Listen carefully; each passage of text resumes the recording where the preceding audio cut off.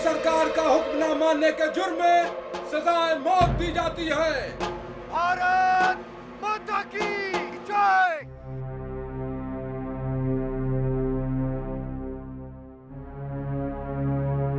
वंदे मातरम। वंदे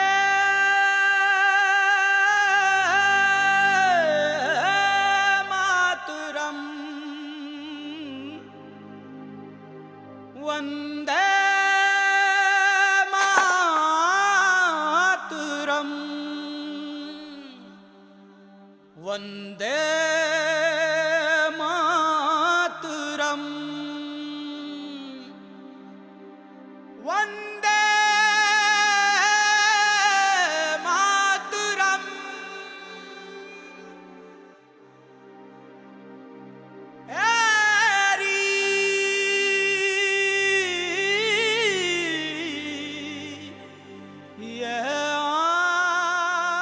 वंदे मातरम।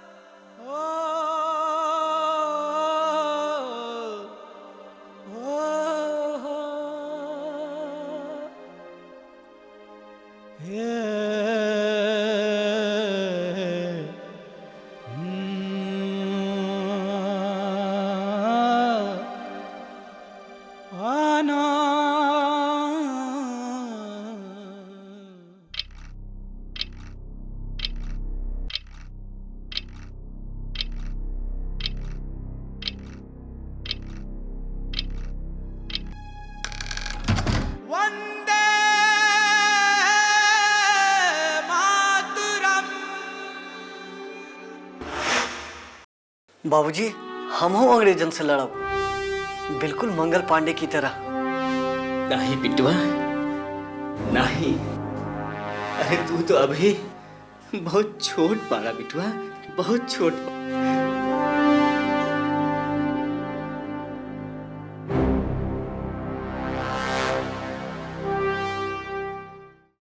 अच्छा श्याम जी, ये हफ्ता में कपड़ा भेजवा दे, ठीक बा? ठीक है भैया। हाँ, कपड़ा बहुत कम हो गई बा।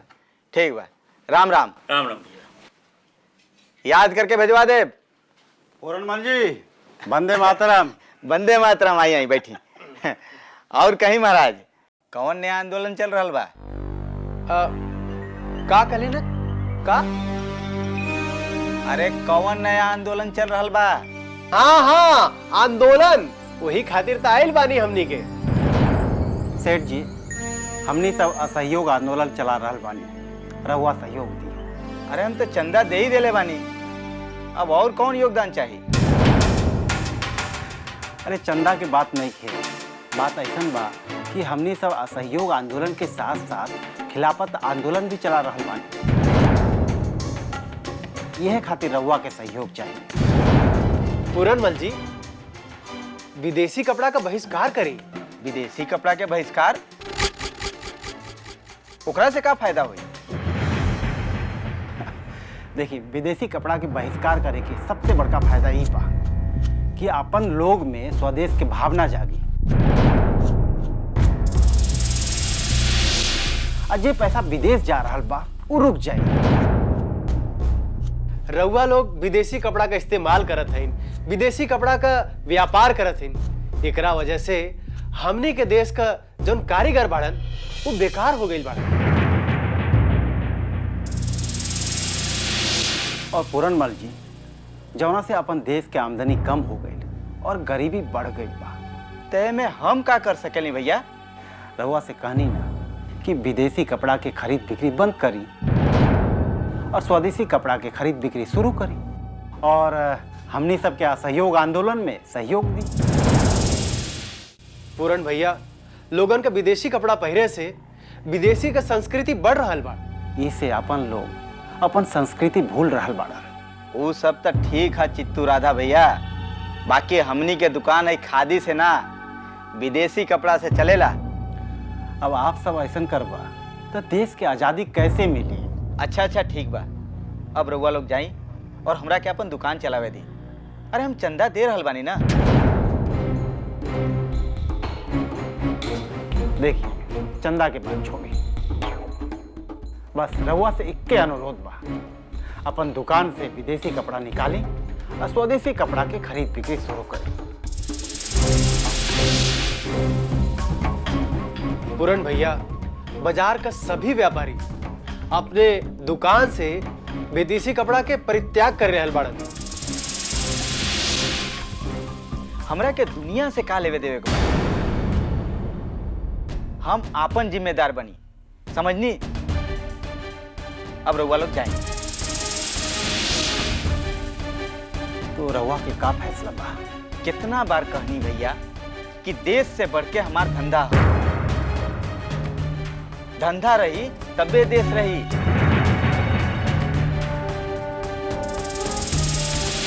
अरे देश आजाद रहे या गुलाम, हमरा उसे का लेवे देवे के? अब रउआ लोग जाएंगे। सेठ जी, रउआ के अभी आजादी के महत्व तो नहीं मालूम। जे दिन मालूम पड़ी ना, कुछ ना हुई।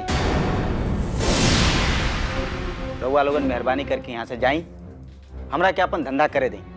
आई भाषण से पेट नहीं भरे वाला। जाई, अब जाता नहीं कि रामू आई रुका बाबू, इका जरूरत ना पड़ी। चलो सेठ जी, मेहरबानी।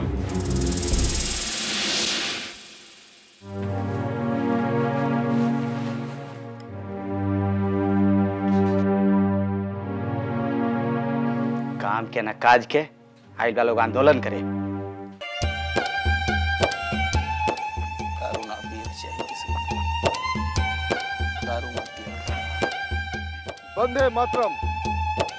अरे ठाकुर भैया प्रणाम। किशोर, तू एहिजा का कर रहल बा? अरे ठाकुर भैया, अपना दुख के दारू में डुबो रहल बनी। चुप रहा। ई दारू पियला से दुख दर्द खत्म ना होला, बल्कि बर्बादी आवेला। यही से कहता कि दारू पियल छोड़ दा, बुझला? अरे किसुन,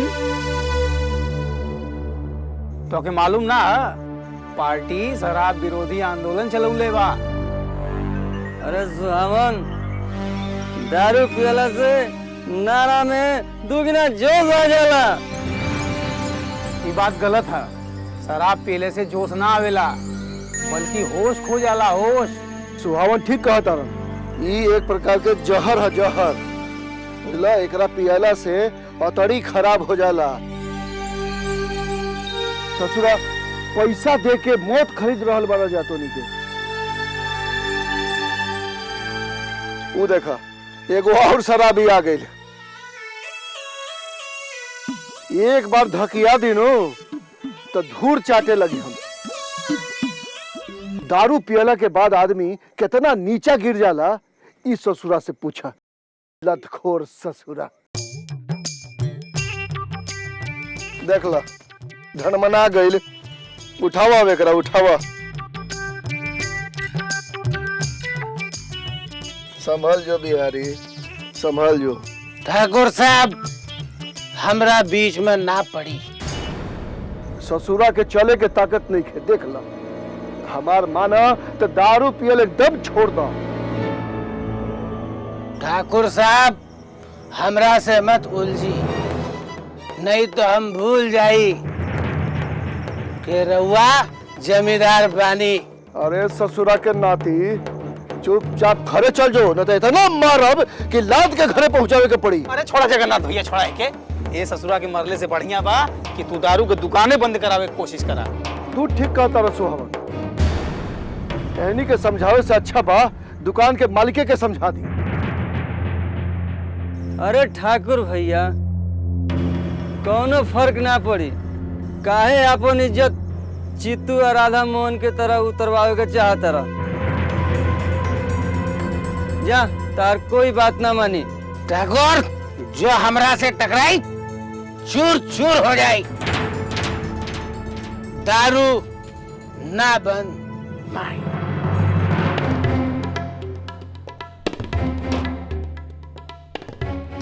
बाकी हम तोरा के देख ले। एक तबड़ाक मारब तो जमीन चाटे लगी। हैं एकरा तो मारहू में हमरा डर लगेला। अपने आप के तो संभाल नहीं खे पावत और कहता कि हमरा के देख ले। बताई का दशा हो गई बैकर। यही से कहता नहीं कि दारू पियल छोड़ दी। दारू पियला से होला बर्बादी, दारू पियला से होला बर्बादी, लेके रहब हम देशवा के आजादी। ई चीतू महाराज के गीत गावा आ दारू के भरुआ तोड़ बहावा। बुझ गई लनू? महासिंह जी, आज का होल डे का मुझे रिपोर्ट चाहिए। कहाँ कहाँ गए, क्या क्या देखा, समथिंग इम्पोर्टेंट? जी हुजूर। हुजूर, आज पूरा दिन बाजार में घूमत रही, अच्छा, लेकिन एक जगह के मजमा देख के हमारे होशे उड़ गए। ऐसा तुमने क्या देखा अच्छे से तुम्हारा होश उड़ गया? अरे हुजूर, चीतू पांडे और उनके साथी लोग दुकानदार लोग के बाजार में बहकावत रहले। तो क्या हुआ? अरे हुजूर, वो लोग विदेशी कपड़ा गोदाम में भर देले और खादी बेचे लगले। लेकिन जब सेठ पूरनमल के यहाँ लोग गइलन। सेठ पूरनमल? उसने क्या कहा? वो तो मार्केट का बिग मर्चेंट है। हुजूर, वो तो चीतू पांडे और उनके साथी पे भड़क गए। कहलस कि जा तू लोग जैसे हम अंग्रेजी कपड़ा बेचब। फिर क्या हुआ? अरे हुजूर, वो कहला कि सत्याग्रह आंदोलन से हमारा कोई मतलब नहीं है। आखिर चंदा देहली न तू लग के जा अब जा। तो क्या वो लोग वहां से वापस चले गए? ना हुजूर, चीतू कहाँ इसे माने वाला हुआ। सेठ पूरनमल अपन नौकर से बेइज्जत करके धक्का दिलवा करके बाहर निकल, तब लोग गइला। गुड, वेरी गुड, ये उसने अच्छा किया। सुनो, तुम कल सेठ पूरनमल को हमारे पास लेके आओ। वो मोहरा हमारे काम का है। उसी के जरिए हम ये नॉन कॉपरेशन मूवमेंट खत्म कराएंगे।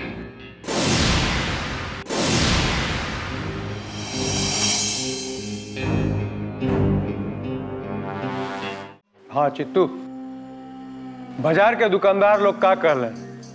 गुरुजी, बाजार के सब दुकानदार विदेशी कपड़ा के बहिष्कार करे खातिर तैयार बाड़न। व्यापारी लोग तो इतना सहयोग देत बाड़न गुरुजी कि गोदाम में कपड़ा बंद कई के गोदाम के सील कई देत होवन।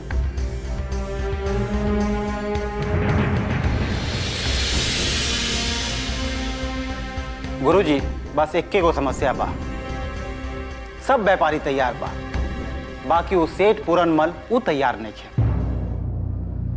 काहे कि ओकर कहे के मतलब ई बा कि विदेशी कपड़ा में ओकरा ज्यादा मुनाफा मिलेला और देसी कपड़ा की कोनो मांग नहीं है।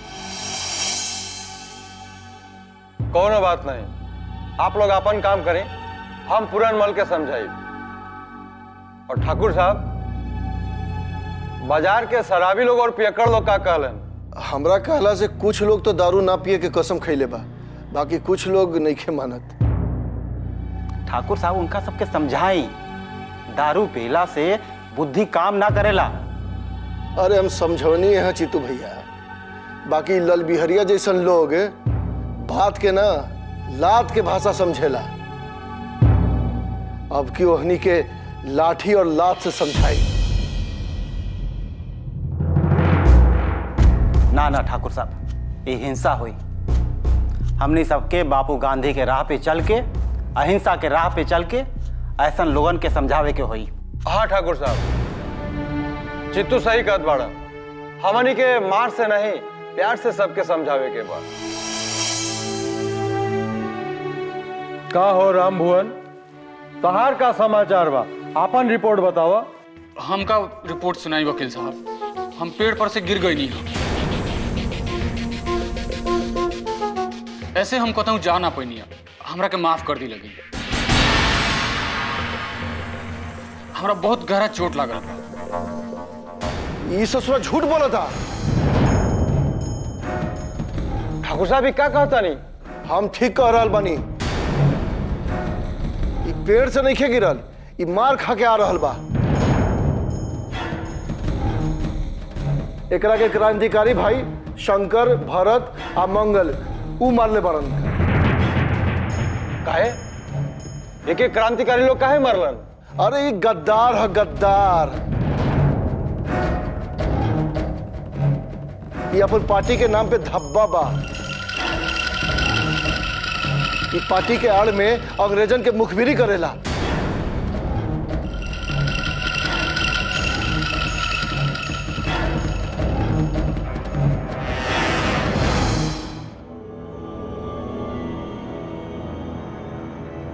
का राम?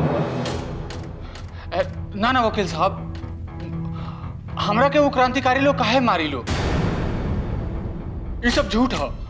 ये ससुरा भांग के नशा में धतूरा के जहर मिला के ओहनी के बेहोश करके खान दरोगा से पकड़वावे के चाहत रहे।